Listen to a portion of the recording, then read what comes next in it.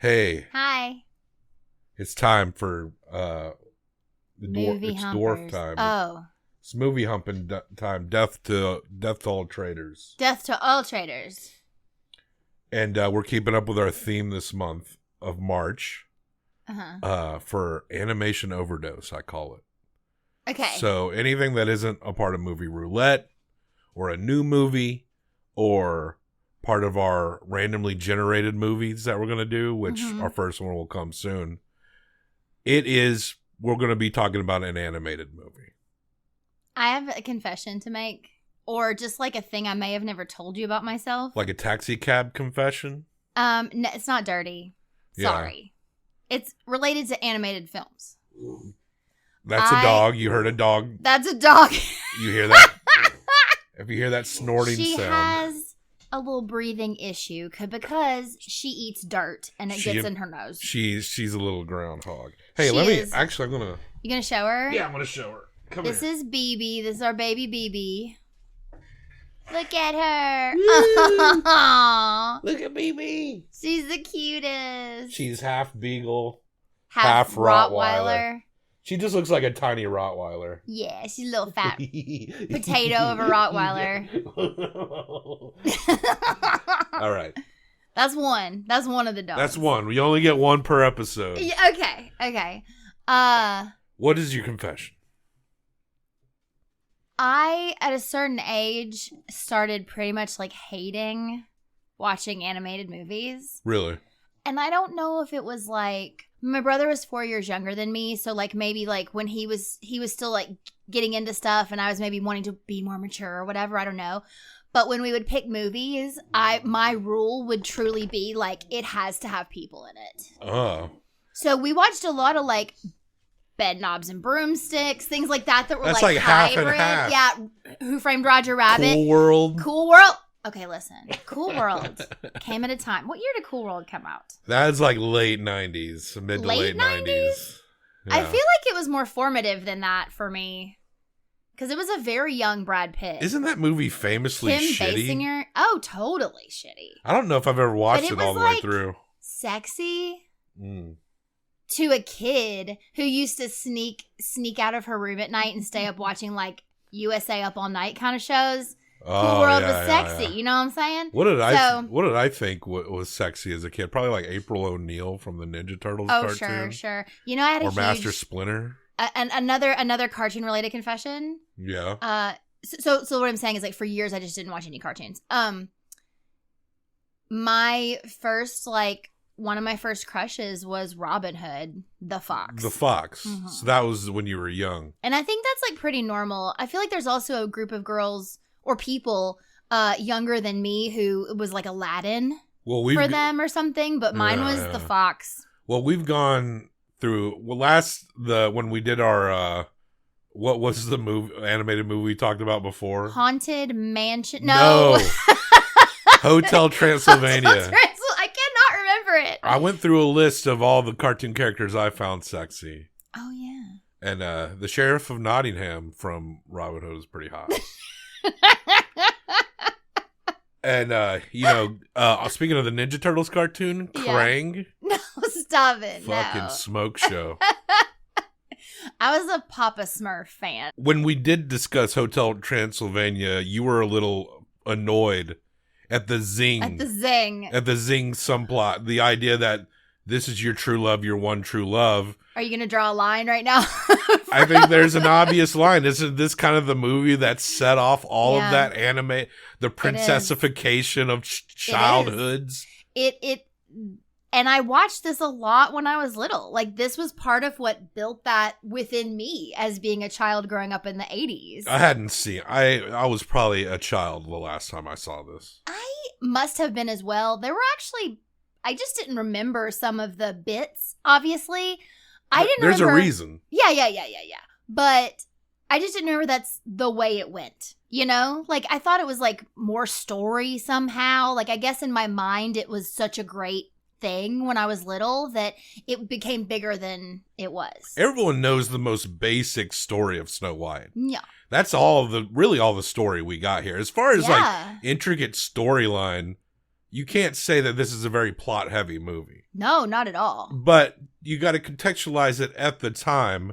The first full-length feature animated movie this is. Most animated features were like 5 to 10 minutes, right? Have you said the words Snow White and the Seven Dwarfs yet? Snow White and the Seven Dwarfs. I don't think you have. You know what else we haven't said? What?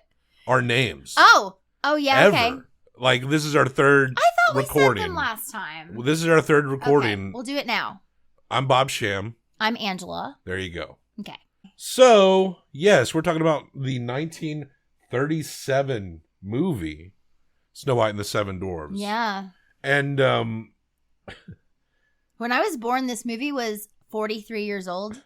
Wow. I'm about to be 43 years old. Like, I've been alive as long as this movie existed before I existed. Wow. That's some heavy math there for you.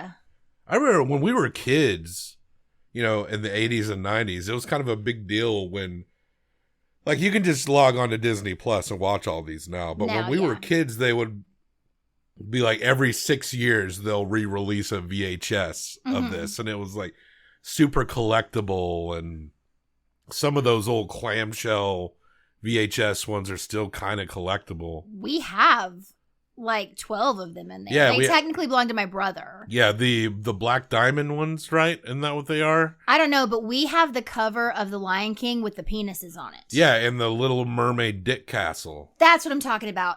Yeah. I said The Lion King. I meant The Lion King says like sex or whatever in the sky. Yeah. Like, we have all of those original movies before they were fixed. And I'm glad you brought that up because, in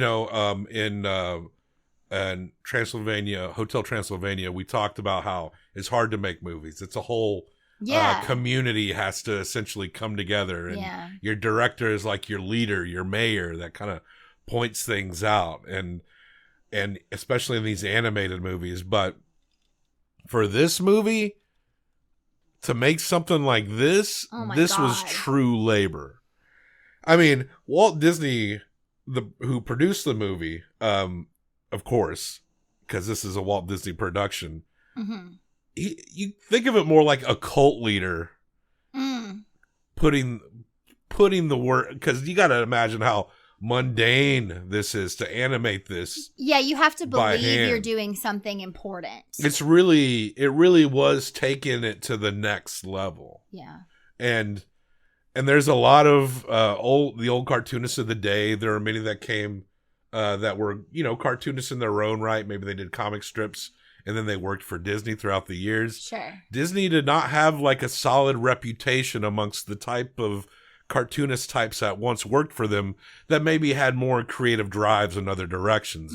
There were a lot of people that wanted to leave it. There were a lot of people that maybe got paid very well, but it was hard fucking work. You're basically a factory worker. Yes. Producing someone else's vision over and over and over and over and over again. And yeah, unless you like buy into that wholeheartedly, like this is important to you also somehow, like a cult, then like that's fucking mind-numbing, depressing work. They called it the Mouse Factory. That's what they called it.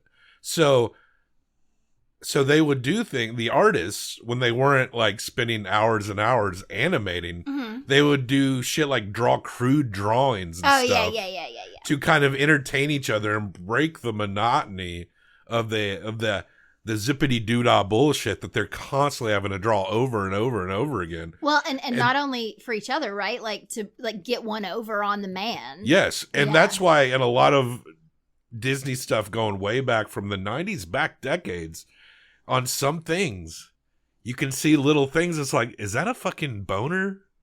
Like drawn in the wall there? Is that like, there was, I heard a story, like there's so many of those if you know how to look. I think there's an image, what is it, from Fantasia, where like a spout coming out looks like a dick pissing. Oh, and then sure. You got the Little Mermaid boner castle. Yep. And also the priest gets a huge boner during the wedding in The Little Mermaid. There's like a couple things. There's a story once where like in the Enchanted Castle at the theme park, the original theme park, that some set painters painted like Nazis like on the top of it. What? But from far away, since you're not close, it just looks like people. Looks like King's Guards. But if you looked close, they had literally painted Nazis. And that's not to be like, we love Nazis. It was like, can we get away with it's representing the intense control, that weird counterculture that even amongst the rigid Disney factory kind of like went through. And then if you look back on, there was this old underground comic, and I think it came out in the late 60s, called The Air Pirates. And these cartoonists, I think they were out of San Francisco, just straight up drew Disney characters, like cursing and having sex and all this stuff. And it was just like the stuff, the puritanical nature of Disney inspired just, how would you rip something that is trying to just be so perfect? You just make it dirty and you pervert it in any minute way you can. And, that Boner Castle VHS box is actually worth some resale money because of that. And that's that's what I love, the history of old animation. Yeah. Like the style of this and stuff is actually kind of right up my alley in terms of the things that I really enjoyed as a kid and what I got into as a kid, and the labor, it really comes through when you're like, there's a part when you see rain coming down near the climax, and those raindrops are hand drawn. They draw on that raindrop right here, and they're having to draw it like every fraction of a second going down that frame. Yeah.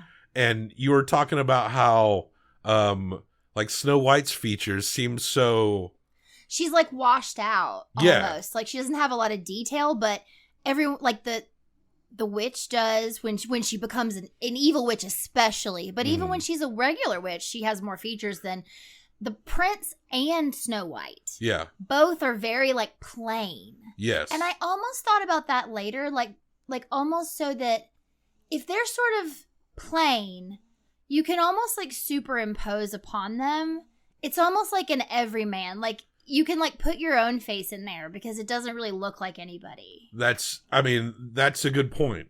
In a way. And also it's just kind of like that, like a light is right on. Like you said, they're kind of like washed out looking. And that's kind of almost indicative of, she had a look and a style that was indicative of like silent movies. You had mentioned that. You're totally right. She looks like Clara Bow. Yeah, and like the way the lights hit. But also you'll notice, even though their features were sparse, and there's kind of a reason, and I grew up like drawing comics and obsessed with cartoons and animation, so I am I wouldn't call myself an expert, but I probably know a lot. The thing about it is, if you, like, you're drawing a face, right? Just approaching a cartoon style, the more lines you add to something, the older something looks. So if you minimize these features, baby, and you utilize just enough features to make out that that's a human being, and her and the prince, like, they look very young. They look like they're like 20, 21 years old. When you look at her straight on, she doesn't have a nose. Yes. She has like slits, but there's no nose until she turns. Yeah. Like that's weird to me. That's what's fascinating to me about cartooning and stuff is like what you can minimize to trigger the brain to make it make sense of what you're looking at. When you're really paying attention to Snow White's face, it's like she's missing her nose. But when you were kids and we're just watching our brains just kind of put it all together. Yeah. But you'll notice how the more humanoid, full-grown humans were animated very meticulously. The way they walked, the way they moved around. It looked very different than, say, the dwarfs and the critters, because like the way the dwarfs look, the lines seem much deeper in their features, and the woodland critters and all their hijinks, that was kind of more, that was an easier, a more common approach in cartooning at that time. It was probably easier and more fun to draw like the rabbits and the deers and the dwarves. They were more fun to watch than it was to draw Snow White, who had to meticulously move as though she were a human being. And you got to just think about how just watching those characters walk around, Prince Charming and Snow White, that was so layered and meticulous to make them look human like that. Well, and you saying that makes me think, honestly, more impressive than the way they moved, I thought, was the way the wicked stepmother queen moved. Yeah. Because she had like double cape like she had like a dress with a cape, and then she also had like a big cape, and the way it like flowed when she's walking down the stairs, it's gorgeous, fantastic. Like, and we were talking about how there's certain parts when like when she's turning into the wicked witch that's gonna go give the apple, or at the beginning when she's looking into the mirror, there's bits that are blurry. Yeah, they've got this smoke that's like moving and it's waving everything around, especially at the very beginning with the magic mirror.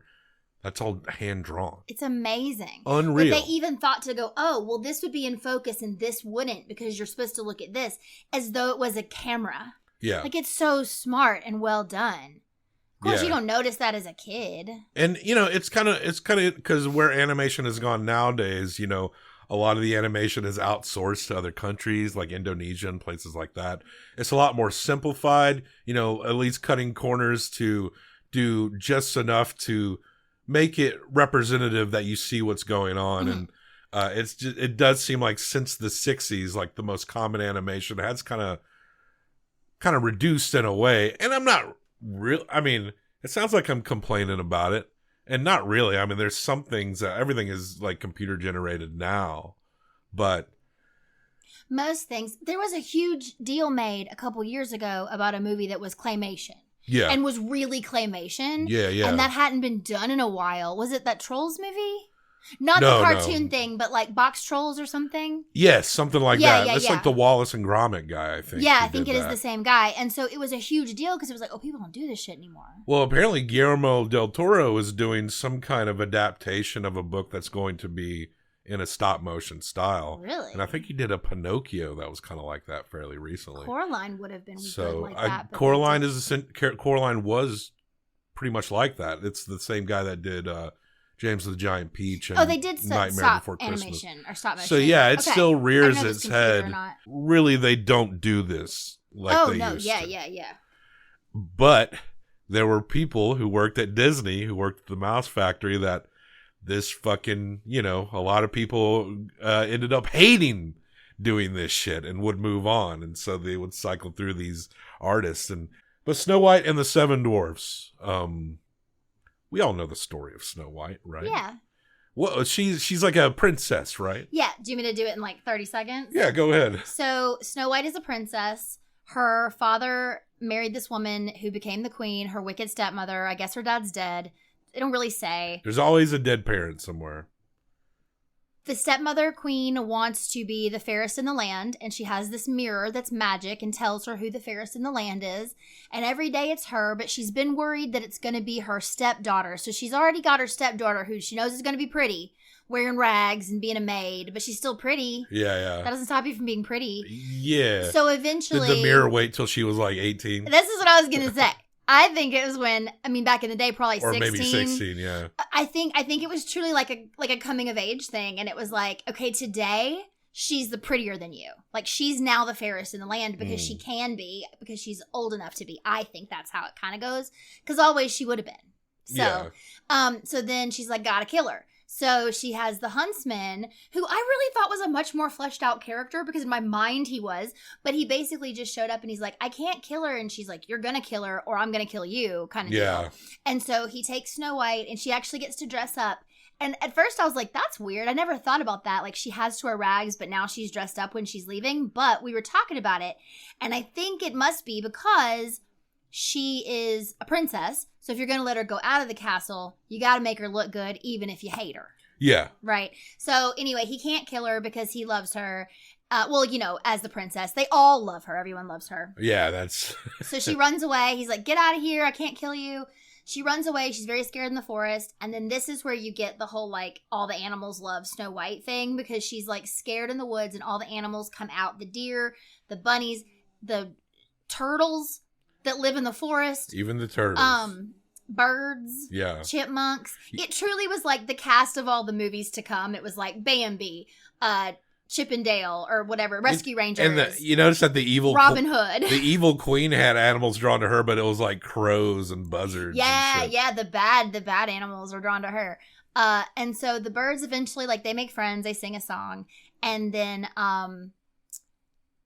they show her, she's like, where can I stay? I can't sleep in a nest or in the ground. Everything she says rhymes. Yeah. No one else is like that, really. But everything she says rhymes, which I never noticed either until now. And so they take her to the dwarves' house. They end up doing this whole cleaning of the dwarves' house because it's a mess. She thinks they're children. The dwarves come home from work where they have 1,000,000 diamonds in a mine that they're just all day just picking out. Yeah, where are they storing all this loot? They've just got a hoard. I know, like, what's up with that? I will say, like, traditionally amongst, little people, actual people who are dwarves, or have a dwarfism condition or whatever, they don't look very kindly upon this movie. This movie has not helped the perceptions of that community, as you can imagine. And it's really only like fairly recently that people are starting to kind of be more understanding. I think Disney was going to, I mean, maybe they still are, that we're planning on doing a live action version of this, like they've been doing with all their shit. And Peter Dinklage like called them out, was like, "Oh, here we go, fuck y'all," And so old Dinklage was like, "No, I don't think so, fam." So we don't know what the status of that is. Obviously, I don't think they would, like when Snow White walks in and she sees their beds, she thinks they're kids. Yeah, she thinks they're children. She's like, "Oh, these poor children, they must not have a mother because their dishes are dirty and their clothes are dirty and their house is dirty." And so they clean up. She puts some stew on. She commands all the animals to do it. The animals help clean. She doesn't do shit. The animals do everything. What we don't see her actually do. She says, "You do this and you do this and I'll get the broom." Like as far as we know, a fucking beaver or some shit made that soup. We don't know. Well, we didn't see her sang to them and gave them the inspiration they needed to clean the house. I don't fucking know. But I do know that in the middle of this, every time the animals tried to do something like sweep the dust under the rug or hide the dirt instead of take it outside, I was like, "Don't do that." And then Snow White would tell them, "Don't do that." And I realized that like maybe this movie not only fucked up my view of love, but also my necessity to clean. Yeah. Well, thank God one of us has that. I've lightened up a little bit. Me too. I've gotten better. You've gotten better and I've gotten a little more chill about it. We've had to meet halfway on that. But I know. But so... the evil queen looked like a Judd, Oh, yeah, when Doesn't she she was look pretty like evil queen? Yeah, she looked great. Yeah. But yeah, I felt like she looked very like 80s. She looked like one of the Judds. And, yeah.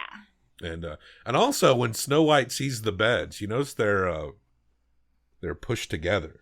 I did notice that. They really are. The dwarf beds are pushed together. Yeah. I don't think they're siblings. I don't we don't know. They could be. Now, name these dwarves. Go ahead. Okay. Name them all. Doc, Sneezy, Bashful, Dopey, Grumpy, Sleepy, and... Happy. You didn't give me a second. I'm sorry. It's fine. I don't know if I would have gotten it because I wasn't looking at a list. Happy's the one that everyone forgets. He doesn't get that much. Like everyone else's personality trait is so whatever. Like if you ask me which one is giggly, I would say Bashful. Like I wouldn't think of Happy. Which one even is Happy? And then you had Humpy, Crazy, and Sexy. They sleep in the basement.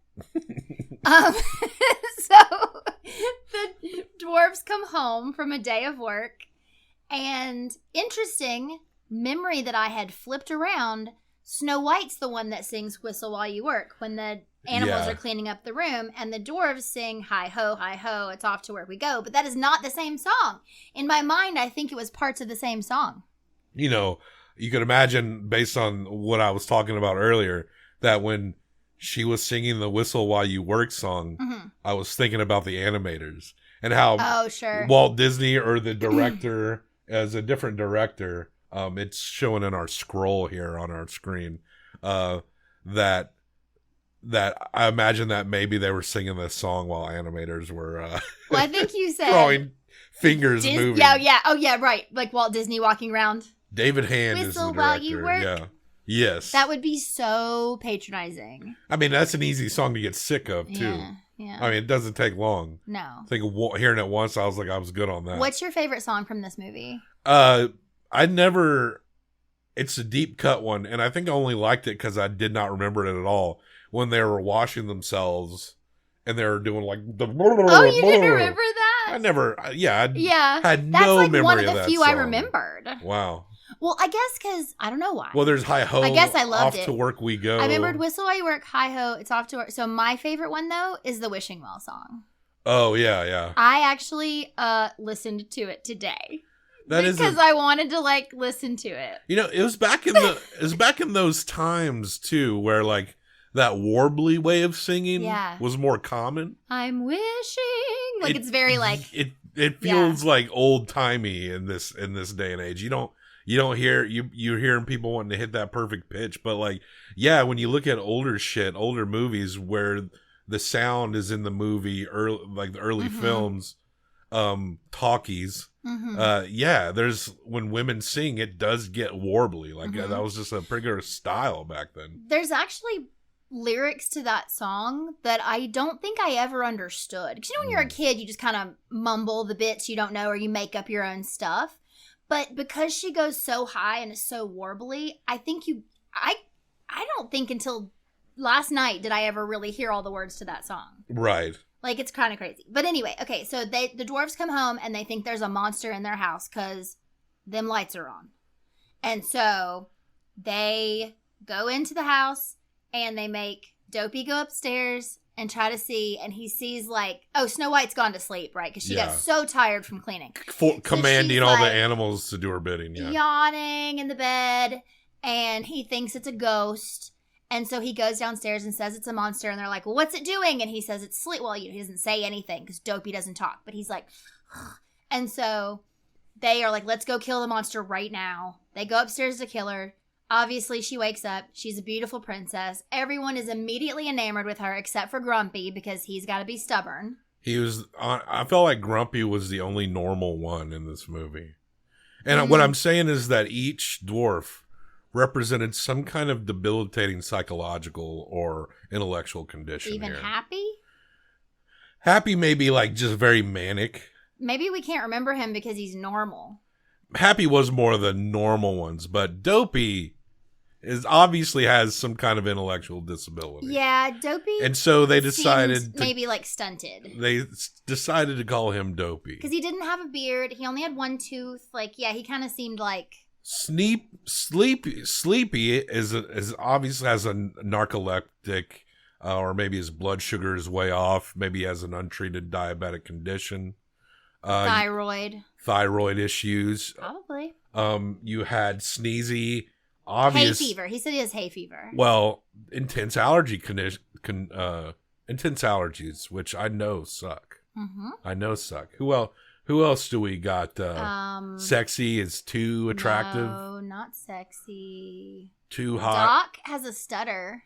Yeah, what makes him... he's like the leader of the group. What makes him Doc? Because she guessed that he was Doc. Okay. I'm just saying, he has glasses and he's the obvious leader of the group. And so, all right. I don't know how she guessed Who that wants to Doc. fight Grumpy all the time. No, he doesn't want to fight him. He's constantly at odds. Counter to him. Oh, yeah, okay. so Doc is always trying to like be positive and move forward, and Grumpy's always like naysaying. Bashful has intense social anxieties. He's very cute though. Yeah, but like, and really Dopey's needs some very therapy. Sweet. They're all, most of them, even Grumpy's sweet. They're very sweet. Yeah, Grumpy is. I mean, he's a little cynical, but you know. Well, so they agree It's a to crazy let her world. stay. Yeah. She tells them that she's the princess. She says she can't go back because the queen's going to kill her. And they're like, we are going to protect you. You can stay with us. She makes them dinner, but she makes them wash first. And they have to do the She thing. becomes their mommy. She does. She's like, I'll basically be your mom. I'll clean up. I'll cook for you. I'll mend your clothes. I'll do everything for you. And they have one glorious night together where they sing and dance. And she sings, Someday My Prince Will Come. Yeah, that's a good song. It is a good song. Oh, maybe that's the one that was so warbly. That's the one I was talking about. That was like so warbly that I like don't know if I ever knew all the words before. Yeah. The Wishing Well song's pretty straightforward, and I love that one because it's like echoey. Mm-hmm. But they have her sleep in their pushed together beds because their beds are still pushed together. Yeah. And they all sleep downstairs. Oh, but there is a very long scene of them dancing and playing. And this is when you were talking about how I was like, the whole thing of them washing up and then the whole dancing and singing, like, Snow White was there. Yeah. But she is very much the mom. Like, she wasn't, like, silly. Like, she did dance around with them, but they are the ones who are silly. And, like, it was really more the dwarves' story than I thought. The basic sanitized story of Snow White that we know, thanks to Disney, frames this whole movie out. But so much of the movie is classic cartoon hijinks. The little animals, like, bumping into each other, dancing around. The turtle being always silly. getting spun around and left behind. The seven dwarves just, like, kind of, like, picking on each other and, like, almost doing, like, organized dance bits like you maybe would see in, like, a Fred Astaire movie or something like that. But like, not a little as bit of potty humor, that. maybe. Yeah, in like, that direction of what was okay in the day. Yeah, just like a gags 1 2 1 2 kind of like a classic cartoon style. Yeah. So it really is just like one of those. Their approach was like, yeah, let's do one of our 10-minute animation features, make it an hour and a half, and just put it all, frame it around this fairy tale. Yeah, and I know that actually took way longer than 30 seconds, but we went on some tangents, but the rest of it's really short because the next day they leave her. Yeah, and they're like, don't let anyone in. No one stays to watch the princess who's actively trying to be We'll protect murdered you. We'll protect by you. a queen. We'll protect you by telling you, don't open the door. Then what does the fucking bitch do? Well, we watched the queen go through the process of the spells to transform into, like, the old hag woman. I love that too. And she's like, and this goes in to make me old, and this to make my voice deep, and it's so good. Yeah, and then when she turns, like, this lady, you could tell she's just like, she should just stay in that form because she seemed to enjoy it so much and was so intense. But she needs to be beautiful. Yeah, and for someone who wants to be beautiful, she really enjoyed being a hag. She seemed to come into her own. And then her heart is a hag. And then she had then she created the poison apple, and she goes to Snow White, and it's actually super creepy. It's so creepy. Where Snow White, like, looks, and there she is at the window. Just in the window. Yeah. And like, then so creepy. And then she feigns like she's a fragile woman, so Snow White lets her in, and she talks her, almost overdoes it. She heard her singing the wishing song in the beginning. And so I think that what she did is she said, this is how I get this girl. Yeah. And like you said, she talks her into eating the apple by saying, it's a wishing apple. Yeah. If you make a wish and you take a bite, you will get your wish. And so Snow White's holding it, and she's just like, yeah. Take a bite. And it's that's good. And it's like over the top, but also genuinely creepy as well. Yeah. And of course, Snow White bites the apple, and you just see her hand, like, fall. That was, like, so dramatic. Yeah. Like, you see the witch's face watching her losing consciousness, but you don't see. That was dark. Yeah. Because the witch is just like, and then, like, you just see this, like, white arm, this little, like, Snow White arm fall out with this red apple rolls out of her hand. It's very dramatic. Were I the witch and I really wanted her out of the picture, I maybe would have just stabbed her or something after she flopped, but... You know, it's weird because on one hand, it's like Snow White was dumb, but on the other hand, it's like she was very sheltered and naive, even though she was treated like shit. And this is a place where magic exists. So the idea that this could be a wishing apple is totally within the realm of possibility. And Snow White is so simple and sweet that, of course, she believes it. And she doesn't see, she's like, oh, you poor old lady. Like, all she sees is, like, a fragile old woman. She's not, like, looking at context clues because she's honestly never had anyone try to hurt her before. Right. Like, she's very sheltered. Like, it's very kind of sad. Like, she really, and also, that's the other thing, and I know we haven't gotten into it, and I'll try not to harp on it too much, but it's the whole, like, someday my prince will come and save me bullshit that's like, I can't take care of myself. As good as that song is. It is a great song, but yeah, it's like, I can't take care of myself. I need a man to take care of me. And until that man comes, I'm just waiting. Yeah. Because I'm nothing until he finds me. Yeah. Like, it's so I'll just clean this dwarf house. Right. But anyway, so then while this is happening, while the witch is there, what else is happening? Well, the dwarves are... Oh, the birds. The animals are trying to get the dwarves to, like, hey, something crazy's going on. because the animals are trying to warn Snow White, but she's an idiot. Yeah. And so... They didn't try hard enough. Yeah. So the dwarves are like, they finally realize something's up, and they start to run back. And they chase the queen hag woman, like, up some rocks. Yeah, they get there, like, as she's leaving and catch her. And she's cackling, and there's buzzards following her.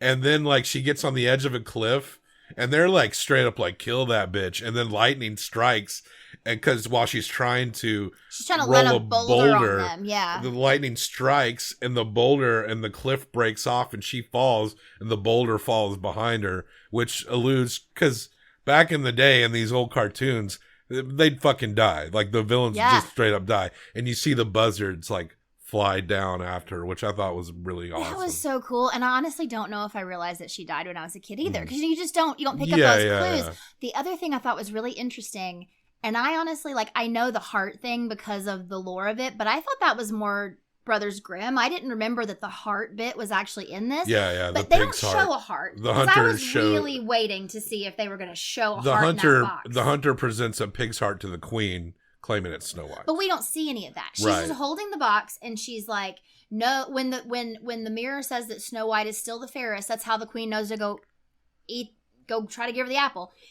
She's like, no, I have her heart in this box. And the mirror is like, no, no. And then she's like, it's a pig's, or he tells her it's a pig's heart, and she's like, so mad. They never show the heart, but like that's part of the story still in this child's story, that you ripped a heart out of a young girl. Right. I mean, even think about it. And so the queen's concept behind the apple is that, like, she's asleep, but it looks like she's dead. So they think they're going to bury her. But the dwarves are so enamored with Snow White that they just put her in the glass coffin. Like Lenin. We get texts, like Vladimir, like our boy Vladimir Lenin. Mm-mm. You know, I would, maybe I shouldn't go to Russia right now, but it would be kind of cool to go. I think that's where is that? Is that in Moscow, St. Petersburg? I would kind of think that'd be kind of a cool thing to see. Sure. But that she's too hot. She's too beautiful. So they just put her in a glass coffin. Text skips to the point of the handsome prince singing in the woods. Yes, but it has been like fall to winter to spring. Yeah. So they spent one evening with this girl. Yeah. And ever since that evening, they have been worshiping her lifeless body. Like and Lenin. all the woodland creatures. When the prince shows up, because he heard tale of the beautiful woman in the coffin. Yeah. When the prince shows up, they're literally on their knees in a circle around her, the animals and the dwarves. Yeah, they're like worshiping her. They're bringing her flowers, bringing her things.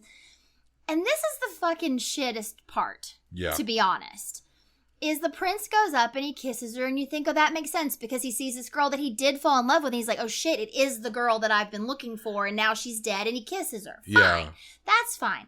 But then she wakes up and immediately is like, goodbye! Goodbye, everyone! And like, it's very much like, fuck you all! Yeah, you all Thanks for watching my body for 6 months. So that prince, Prince Charming. He was going to fuck a dead body. No, he wasn't. Yeah, he was. That's the Sleeping Beauty story. But he came in, and he doesn't know that this woman is going to wake up after he kisses her. He thinks she's dead, and that she's just preserved. Explained what actually happened. He doesn't think he thinks she's dead. That's what I'm saying. He was just giving her a last kiss. Have you never? Listen. People kiss dead people sometimes, just sweetly when you're saying goodbye to them. I've done it. I think his intentions may have been a little dark. Is all I'm saying. So if she hadn't woke up, you think he was going to wait till all the dwarves and animals went to bed and he was going to fuck her? He was probably going to murder the dwarves so he could have his be a full necrophile with Snow White. Why you gotta make things dirty? I'm pretty sure the Brothers Grimm made this fucked up long before I did. What I'm telling you is I don't remember that part of the Brothers Grimm from Snow White. I know that's part of this Sleeping Beauty story. Oh, okay. That she has a child while she's asleep. Oh, wow. So I don't know. I could be wrong. That might be part of the Snow White story, but I know it's part of the Sleeping Beauty story. Okay. So.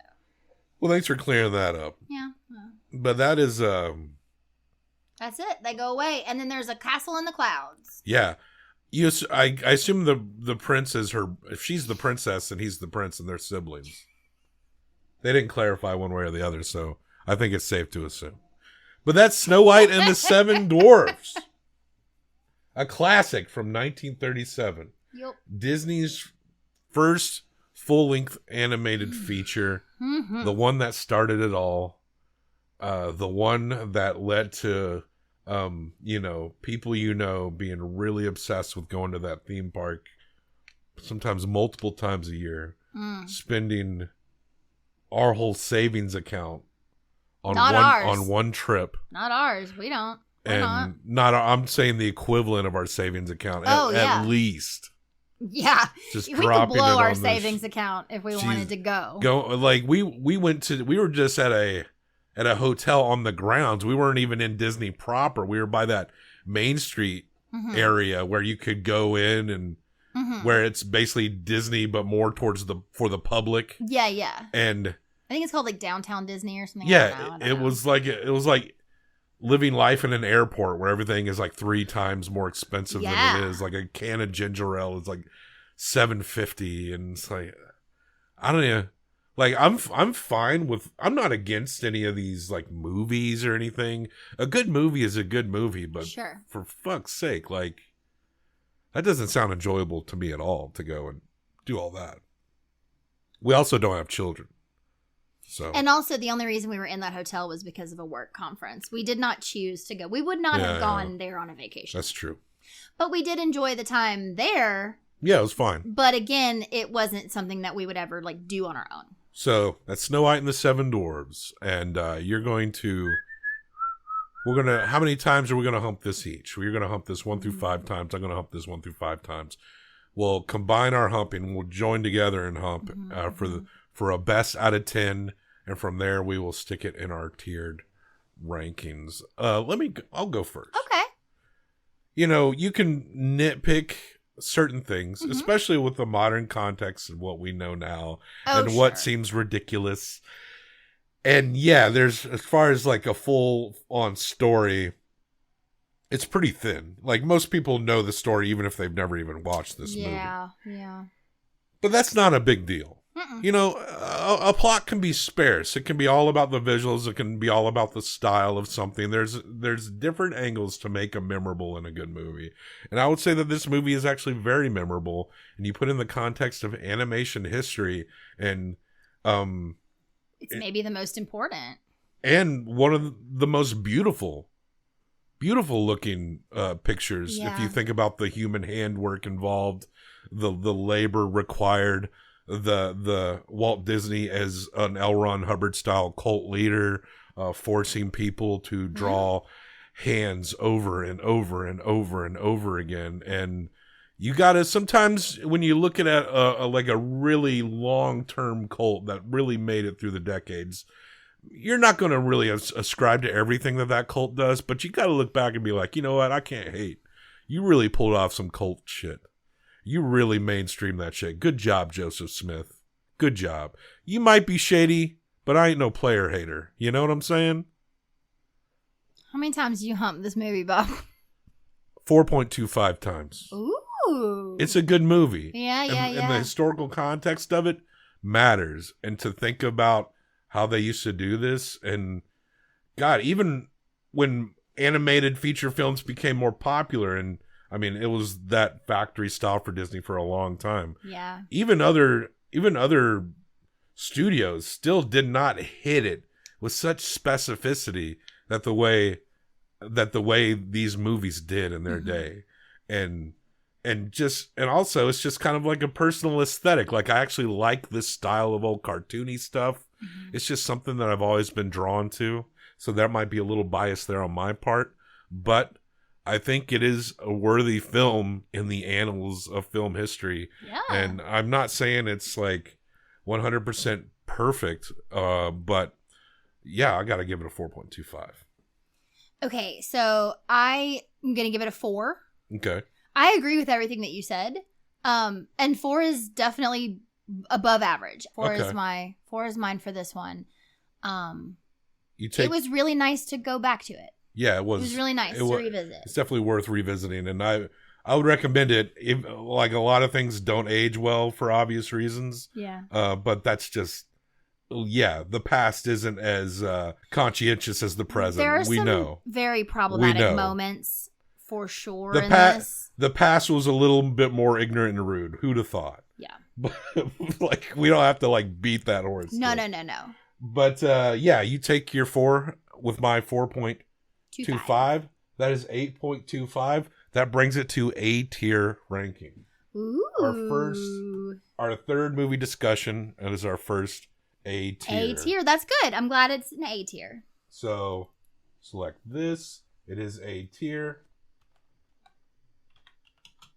Snow White and the Seven Dwarfs. Not dwarves. Dwarfs. I feel like your tiers are much nicer than my like college or high school grading.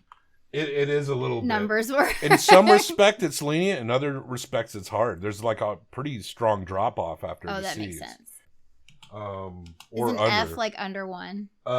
It's I'll tell it. Oh yeah, one of the tiers. The S tier, which is superior tier. Oh, that's what the kids do. Oh right, yes, that's what the kids do. Yes, it's a 9.5 to a 10. Okay. So that's a very minimal window for superior tier movie. That makes sense. A is 7.75. Oh, let me blank this. To 9.5. To 9.25. Okay. Because the next one is 9.5 to 10. Got it. It's a little. I had to kind of be like, oh wait, I had to change this to myself. That makes sense. B tier is 6 to 7.5. Okay. That's B tier. C tier is 4.5 to 5.75. That makes sense. D tier, and this is kind of one of a broader range here, is 2.5 to 4.25. Okay. Anything under a 2.25 and under is F tier. Wow. So yeah. All right. So let me put the amount here, directed by David Hand, I think that guy's name is. And it's 8.25. That's right. So we got a C tier, a B tier, and an A tier. Yeah. What's going to be our first S tier, huh? 8.2. I have some ideas, but we'll see. We'll have to really love something. Yeah, I mean it's it's a hard status to hit. You got to be a 9.5 and up. So that truly is a superior movie. We basically both have to give it a 4.75 or higher. Yep. So or like a 5 and a 4.5. We essentially have to go near perfect. Dang. Too perfect. So I mean, I can maybe think of one or two that might hit it, but I can't think of many. Yeah. Well, there will be plenty of movie discussions in the future, so we will see. So hi ho, death to all traitors.